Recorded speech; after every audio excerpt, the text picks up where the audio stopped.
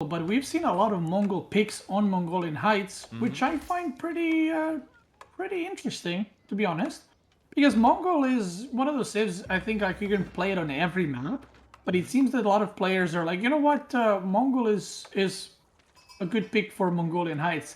Maybe the players are targeting HRE on this map and kind of trying to counterpick that. I am not exactly sure, but you know, here we are. No walls will be had, and there is 3 passages through that river. Yeah. And we will be seeing probably a lot of run-bys. It's interesting to like highlight that the Mongols like why you think this may be kind of a weird choice. Is it because you have these choke points that you can easily wall off, right? So it makes sense for maybe a more defensive civ than the Mongols in your eyes? Yeah, I mean, the thing is, Mongo's not necessarily bad on this map, but because it's easy to wall off, it kind of negates a lot of what Mongo's about, right? It's about raiding, it's about early pressure. But if the opponent manages to get early walls, like where are you going to pressure and how? You have to go through the walls, or you have to like build a transport ship, and it just kind of becomes more and more complicated. It's also a civ where finding sheep is not the most impactful thing. So, you know, this map has way more sheep than any other map does. So even finding that extra sheep is not that beneficial. But I think it might be because people want to snipe maybe, you know, civs that are played here pretty often, like HRE and Chinese. And kind of play right? aggressive towards them. Yeah, I mean, maybe that's the reason.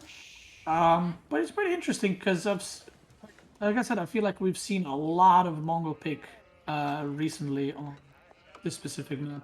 Yeah, especially surprising after they kind of got nerfed on the water side, right? With the changes to naval combat, these drive-by pew-pew ships are less effective. Things like the galleys for the aforementioned HRE are a lot better now in those feudal aggression situations. So it is a precarious one. And I guess another detail that maybe makes me question mark why it's so popular is step readouts. Right? Like, usually when you pick the Mongols, if you're playing well, you can, like, get access to additional gold veins. Even when you're playing well on Mongolian Heights, you rarely will ever see someone pull a step readout to their opponent's side of the map. And even if you do, as we can see with this generation, half the time, those gold veins are to the backside. So you have to go so deep to even access them. Yeah, I mean, like I said, it's not necessarily a bad map, but I do feel that there are maybe better options for Mongols on other maps, right? Yeah. So it's just interesting. Either way, we do see that MarineLorD has the better spawn, and this actually is quite important in this mirror because MarineLorD's TC is next to the gold, which not only means his gold is protected, it also means that he doesn't need to spend 100 wood on the girth to make that. So he's basically age up his faster 100 resources, which is very, very nice for him. On the other side, LucifroN has his stone and gold exposed. So if MarineLorD ever gets more spearmen and decides to go for aggression, LucifroN is going to need to build 2 towers in order to defend these things, while MarineLorD can just build 1 and secure his stone, and he can pretty much tech up to Castle Age without an issue, but we just see that he is piling on units right now, and he might decide to get a little cheeky with it. Yeah, it feels like also from a Deerstone efficiency point, LucifroN can't get maximum value, right? Like, you're going to want it on the gold, you're going to want it on the wood as well. It's a little bit too stretched. A frustrating situation if you're LucifroN. And another cool detail to think about here is the step readout efficiency, right? If we do get to Castle Age, you're always looking for that kind of caravan of gold veins, right? To maximize efficiency. MarineLorD has a pretty good one. LucifroN's takes a really weird turn after the first 2 gold veins, where he has to fall back far to the back corner, while MarineLorD isn't just falling back to the back corner, he's actually gaining on the way there, as you can see a nice line leading down to that fat stack of gold in the southern corner. So, yeah. Yeah, I mean, also his first 2 goals are forward, which, you know, if let's say both these guys are in castle, you don't want to defend Lancers at your gold, right? MarineLorD will be defending Lancers at his Uvu or his, you know, middle of the map, but LucifroN will be defending them at the gold. So that is also an issue. Like, gold plays a very, very important role. And this is what I was talking about. He needs to build his girth as 100 wood. MarineLorD is already, if you look at the resources, he is so much farther ahead. And another reason for it, we saw the LucifroN was planting a tower and a dock right there. And then when MarineLorD pushed out, he was like, no, actually, I'm not going to do that. So He has some wood that's kind of, overfloating right now. Doesn't know what to do with it, perhaps. And MarineLorD is already aging up, while LucifroN hasn't even started gathering gold. Yeah, and this is the knock-on effect of Uvu as well, right? Like, you can't get enough wood to get a very quick outpost and dock because you spend 150 wood on the Uvu, and that initial trade, the Khan goes down. LucifroN, miss micro there, good move by MarineLorD, and all of a sudden, the worst-case situation for LucifroN, as MarineLorD is now the only one with those arrows. Yeah, that's a very big pick-off, because not only Khan gives you vision, the arrow doesn't do a lot of damage, but it is damage, right? And whenever LucifroN engages, the Khan will always be doing damage, kind of slowly working on the units, especially because he's going to age up to Feudal faster, right? So that Khan will gain damage and will just continue to pretty much be very, very annoying to deal with. Also the maneuver arrow, right? Like, not just the damage, it's the flexibility. You can gap close, and LucifroN will struggle to disengage. And LucifroN, this feels like a throwaway force. Numbers are going to favor MarineLorD, bringing more troops in. Has got that maneuver arrow if he wants to disengage, but he feels confident. He knows it's in his favor. The villager on the front line distracted by the scout, but that's irrelevant. Numbers are shrinking fast. MarineLorD, 13 spearmen, only 9, and there it is, the maneuver arrow to gap close. Heavy damage being done in the retreat. LucifroN going to sacrifice over 3 more spears potentially. Just about gets the final one out of range, but still hemorrhaging a lot of troops here. He's gonna tower his gold. Yeah, I mean, Yep. 1 tower covers 2 golds. So pretty unfortunate for LucifroN right here. And the thing is, he has the age up, right? So the moment this finishes, he can upgrade it, and then LucifroN has to go all the way north. He probably does not have the building upgrade movement speed, right? So that's going to be slow. The gold is going to be delayed. And MarineLorD has a couple of options. He can either continue with the aggression, or he can just rush straight to castle, because his gold is extremely, extremely safe.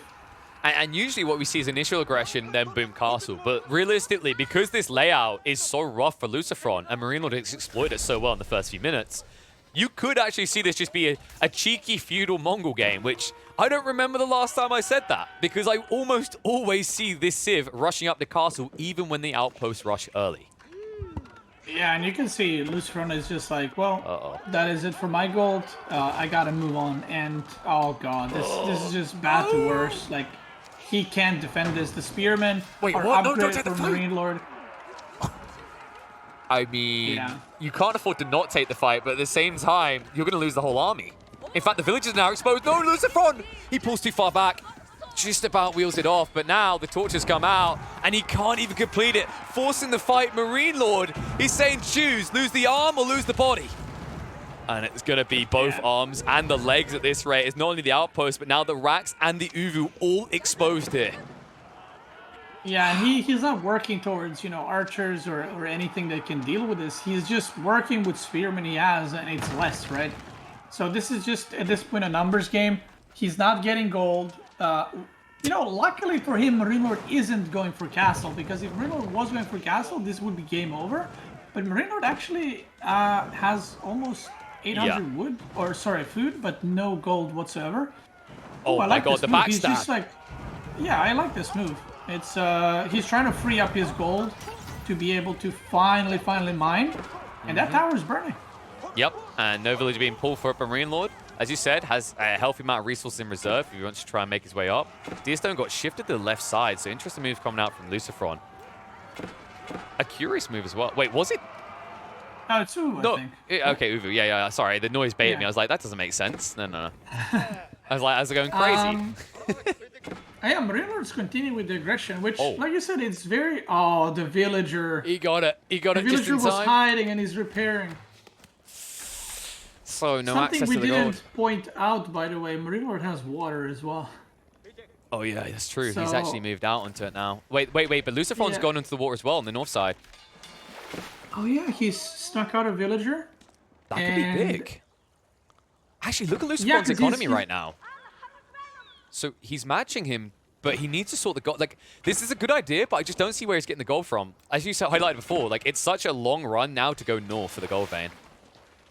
Yeah, and this is an issue. I'm not actually sure if LucifroN even knows that MarineLorD has water. He is making a, what is it called, junk? But he might be making it to prevent reinforcements. I'm not sure if he's actually scouted the dock on MarineLorD's side. Let's see where if the junk goes in the crossing, that he doesn't know about the dock.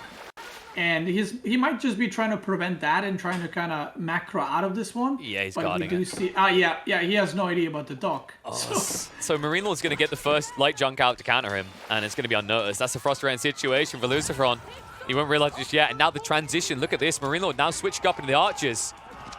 That is going to force LucifroN once again on the defensive. He made a different transition, right? He chose to go for the light junk first, and it means he's not prepped with his own archers. Meanwhile, MarineLorD is going to be prepped to dominate this game. Castle Age up in the blink of an eye before he even gets full value out of the fishing expansion. He's already now full age ahead, and LucifroN still with no way of getting gold. He's finally made the great migration to the north, but it is going to leave him incredibly inefficient and heavily lagging behind MarineLorD.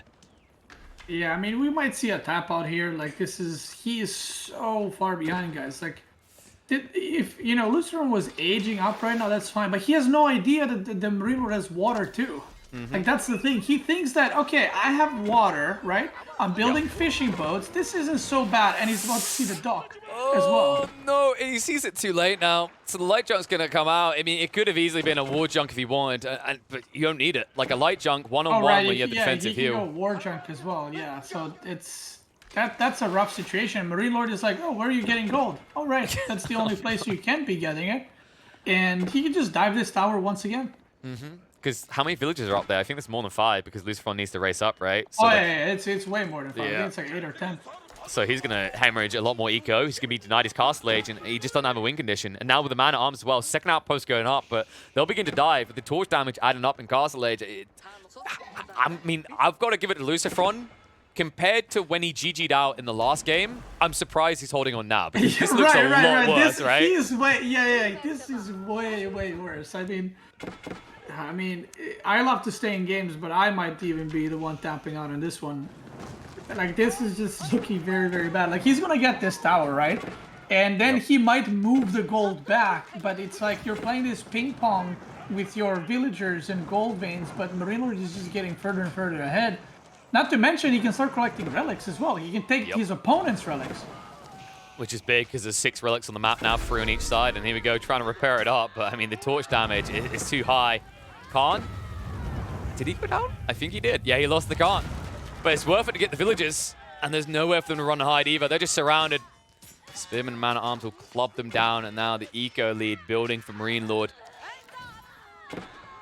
Yeah, not looking great. Yeah, war junk is out. Yeah, that's it. Oh, he even committed to the water. Oh, God. GG. This one making a lot more sense. LucifroN weirdly hanging around longer than expected compared to the last game. I'm starting to wonder if he decides whether he should keep fighting these based on horoscopes, because that game looked horrible 5 minutes in. And yet he hung around for over double that time. So credit to him for hanging in, but I think we're starting to believe LucifroN might be a masochist. Yeah, so that game, I mean, the obvious thing that MarineLorD in this matchup did have a better spawn, but, you know, if it was another matchup, the spawn wouldn't have mattered, right? So, obviously, when the seed is given, they don't know which save they're playing or which matchup they're playing. No. But I also do wonder, like, they both went for Spearman, and then LucifroN decided to try get a dock up. Yeah. And he basically chopped 250 extra wood because he made a tower and the dock, and then he canceled both.